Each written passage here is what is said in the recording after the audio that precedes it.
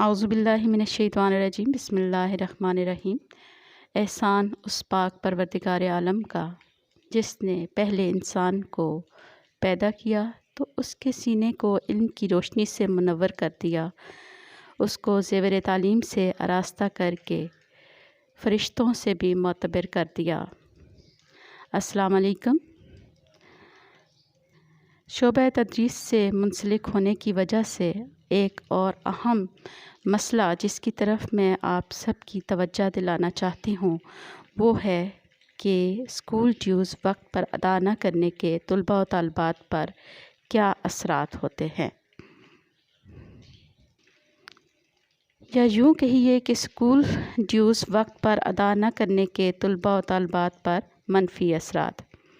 دیکھنے میں آیا ہے کہ کچھ والدین اپنے بچوں کے تعلیمی اور نفسیاتی مسائل سے آگاہ نہیں ہوتے۔ ان میں ایک اہم مسئلہ اپنے بچے کی بنیادی ضروریات پوری نہ کرنا ہے، اس کے اسکول ڈیوز وقت پر پے نہ کرنا ہے۔ اس کے پیچھے دو وجوہات ہیں، مالی حالات کا خراب ہونا اور دوسرا عادتاً لاپرواہ ہونا۔ پہلے مسئلے پہ غور کریں تو اس پہ پری پلاننگ اور گڈ ڈیسیژن میکنگ سے قابو پایا جا سکتا ہے۔ اس میں والدین یہ کر سکتے ہیں کہ اپنے باقی اخراجات کم کر کے بچے کے اسکول ڈیوز کے لیے ہر ماہ وقت سے پہلے رقم بچا کر رکھ لی جائے۔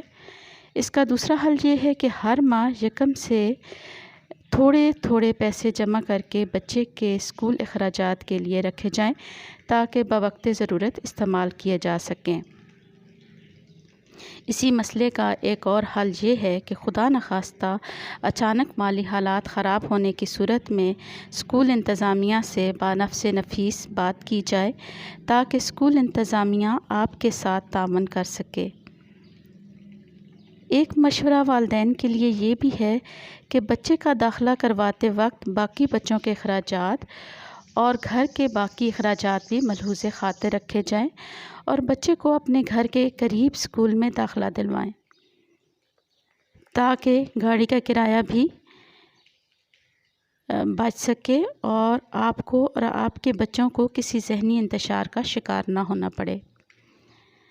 اس میں کوئی شک نہیں کہ ہر انسان خوب سے خوب تر کی تلاش میں ہے اور یہ اس کا بنیادی حق ہے کہ وہ خوب سے خوب تر حاصل کرنے کی کوشش کرے، لیکن بسا اوقات ہمارے حالات ایسا کرنے کی اجازت نہیں دے رہے ہوتے، تو ایسے میں ہمیں عقل مندی اور دانش مندی کا مظاہرہ کرنا ہوتا ہے اور ایسا کر کے ہم لوگ اپنے آپ کو پریشانی سے بچا سکتے ہیں، نہ صرف اپنے آپ کو بلکہ ہم سے منسلک بہت سارے لوگوں کو اس پریشانی سے بچا سکتے ہیں۔ حکومت پاکستان کی طرف سے ہر علاقے میں پبلک سکولز کھولے گئے ہیں جہاں بلا شبہ highly educated and well trained teachers موجود ہیں۔ ان سکولوں کی فی پرائیویٹ سکولوں کے مقابلے میں نہ ہونے کے برابر ہے۔ یہاں کتابیں مفت تقسیم کی جاتی ہیں اور ہر ماہ باقاعدہ مانیٹرنگ ہوتی ہے۔ آپ اپنے بچوں کو ایسے اداروں میں بھیجیں اور خود بھی اضافی توجہ دے کر بچے کو کامیاب بنائیں، کیونکہ اس میں کوئی شک نہیں کہ انسان کی پہلی درسگاہ اس کی ماں کی گود ہے۔ اگر گھر میں بچے کی تعلیم و تربیت اور کردار سازی پہ توجہ نہ دی جائے تو مہنگے سے مہنگے سکولز بھی بچے میں وہ نکھار نہیں لا سکتے جو کسی بھی بچے کا بنیادی حق ہے۔ اس میں اب دوسری جانب اسکول انتظامیہ کا کردار ہے۔ اسکول انتظامیہ، اس میں کوئی شک نہیں کہ تمام سکولز بالخصوص پرائیویٹ سکولز اور سیمی گورنمنٹ سکولز ہر ماہ اسکول سے پروڈیوسڈ اور حاصل کردہ اسکول فنڈنگ کی بنیاد پر آگے چل رہے ہوتے ہیں، اس لیے انہیں فائنینشیل فنڈنگ کی بہت ضرورت ہوتی ہے۔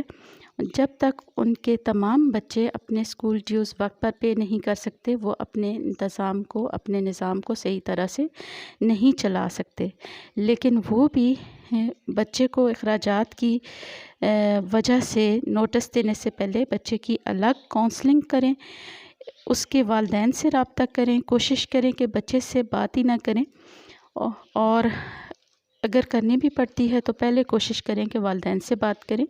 اگر والدین فون نہیں اٹھاتے یا آپ کی بات نہیں سنتے، آپ کے نوٹس پہ اسکول میں نہیں آتے یا آپ کو کوئی رسپانس نہیں دیتے، تو مجبوری بن جاتی ہے کہ بچے کے ساتھ بات کی جائے، لیکن بچے کو الگ بلا کر ہم جماعت بچوں سے الگ بلا کر اس سے بات کی جائے، ان کے سامنے بات نہ کی جائے۔ اب بات کرتے ہیں کہ بچے کی شخصیت پہ کیا منفی اثرات ہوتے ہیں۔ بچہ قابل، ذہین اور ہوشیار ہونے کے باوجود آہستہ آہستہ تعلیم سے منحرف ہو جاتا ہے۔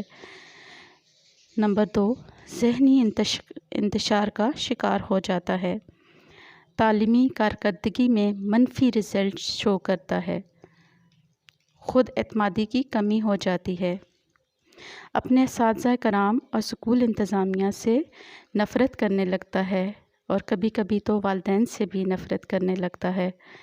اسکول کی کسی بھی نصابی یا ہم نصابی سرگرمی میں عدم دلچسپی کا اظہار کرتا ہے۔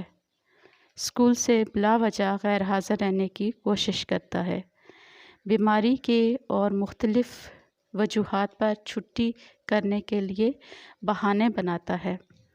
آخر کار کیا ہوتا ہے کہ تعلیمی کارکردگی اس کی منفی ہو جاتی ہے اور وہ ذہنی انتشار کا شکار ہو کر اسکول سے بھاگ جاتا ہے۔ اس طرح ہمارے بہت سارے بچے اپنی تعلیم مکمل نہیں کر پاتے۔ اس میں والدین سر فہرست ہیں، اس کے ساتھ ساتھ اسکول انتظامیہ دونوں مل کر اس مسئلے پر قابو پائیں اور کوشش کریں کہ بچہ کسی بھی طرح تعلیم سے منحرف نہ ہو۔ امید واسق ہے کہ والدین اس اہم مسئلے پہ غور کریں گے اور بچے کی شخصیت میں انتشار لانے کے بجائے نکھار پیدا کرنے کی کوشش کریں گے۔ اللہ تعالیٰ آپ کا حامی و ناصر ہو اور آپ کے تمام مالی اور باقی مسائل میں آپ کا مددگار ہو۔